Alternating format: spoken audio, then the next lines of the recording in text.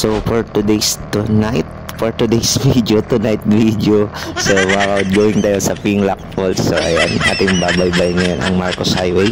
So ayan, nagmukhang flashlight ang ating ilaw. So mas maganda rito guys kung may mini driving tayo and babiyahe tayo dito sa area na to, lalo na pag solo rider tayo or solo trip. So this vlog is another weekend getaway. Syempre tipid vlog pa rin tayo mga kaod, syempre. So ito ang Pinlac Falls ating pupuntahan. So ayan, and guys, grabe napakadilim tong area na to. So guys, di ko siya rekomenda sa inyo as gabi mag-travel dito dahil po may mga napansin kaming kakaibang nangyayari dito sa kalsada guys. So much better kung marami kayo pwede, pero kung solo lang katulad nitong ginawa ko, di ko siya recommended guys. So mga kaod, di ko na isama sa vlog yung mga medyo risky na katakutan. So dito lang muna tayo guys, okay? So that's it, let's go. So mga kaod, walang ilaw yung area pero nakatulong naman or bumawi naman dito sa mga reflectorized, di ba? So kinulang sa ilaw, sumobra sa mga reflectorized, di ba? Dito mga kaod, sobrang natakot. Siguro sobrang tayo sa kaperito this time. Tingnan nyo naman, okay? Grabing takot ko sa area na to guys. Ayan, pag-going pa lang tayo. Tingnan nyo yung ilaw guys. So pag tinignan mo siya nasa langit, diba? Ayun, yun, diba? Parang may sumabog ahead. Ayan. Actually, pangat to guys eh. Pangat to, ayan. Tingnan nyo. Hindi nutok yung camera doon. So, ayan. Dito, natatakot na ako dito guys sa part na to. Nung palapit ng palasus, kotse lang pala. Grabe. Grabing takot ko doon. So, eto guys, 5:30 na. Ayan, dumating tayo rito sa Pinlac Falls. Eto, medyo natagalan tayo sa travel, syempre 5:30, so 1 AM tayo umalis. Alright, mabagal lang yung running natin, syempre kahit malapit lang dahil nga po nakakatakot yung daan and of course walang ilaw. So dito mga kaod, nag-alangan ako dito. Nag-alangan ako, lamig talaga, grabe, hindi ko na kinaya dyan guys. So ayan o, and lakas ng pressure ng tubig dito mga kaod. Ramdam ko na yung lamig ng tubig. Yan, syempre ingat tayo, baka tangayin tayo ng lakas niya, no? So alright, balik na tayo guys. Nakakatakot, mataas yan pag nahulog tayo dyan. So ayan mga kaod, yung payong na yan is yan, yung cottage na payong is 500 pesos yan guys. And ito namang cottage na to, itong sa likod ko is ito yung mga nasa 1.5.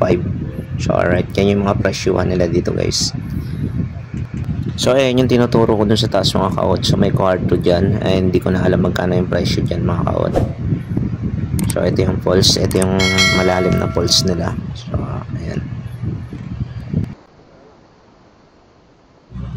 So ayan mga kaod, babalik na tayo sa ating pwesto. And ito yung sa taas guys. So ayan, sa second floor is may mga kwarto dyan or may rooms.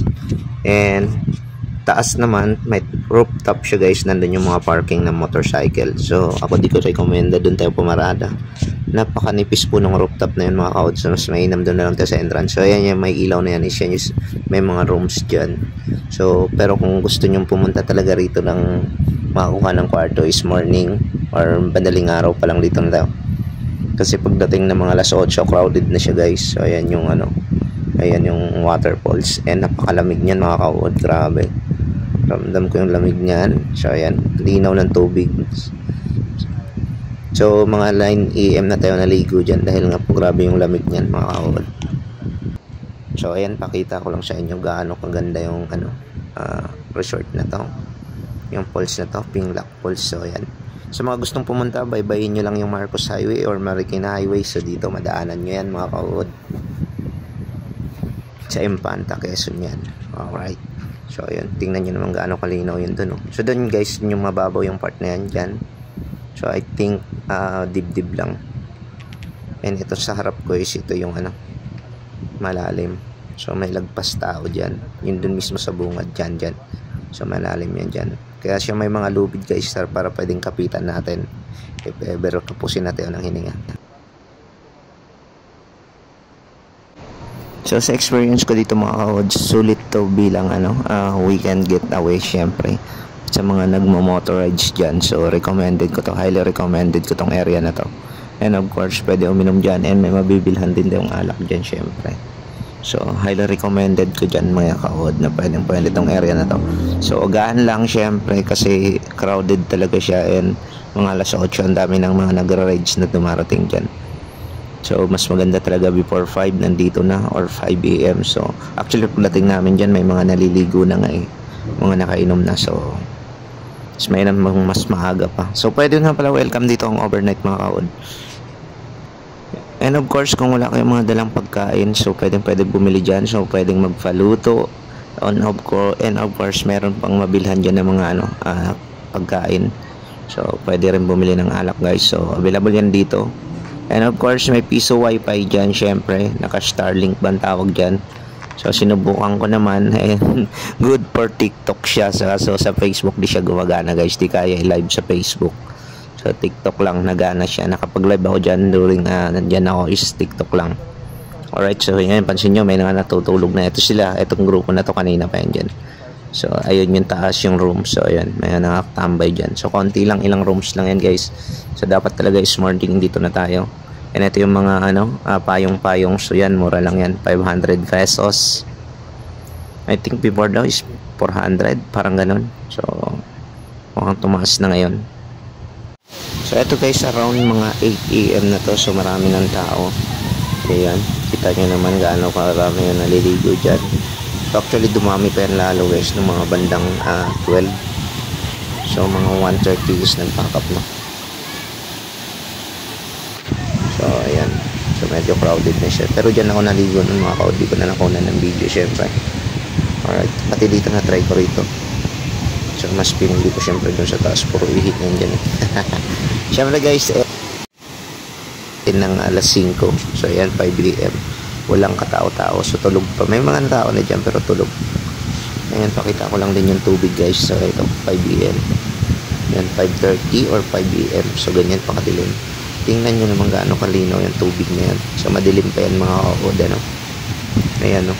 Ito yung video ko nung pagdating ko talaga. Grabe, guys. Tingnan mo naman gaano kalinaw yan. Diba? Ayan, no.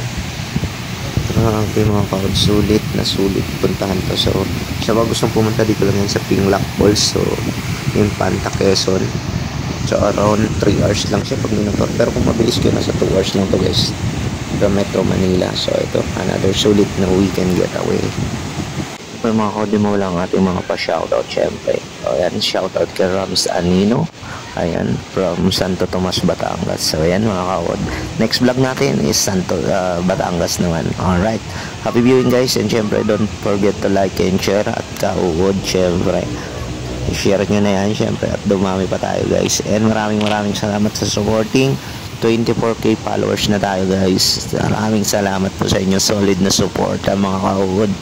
Alright, abangan nyo ang next vlog natin is Batangas naman. There we go.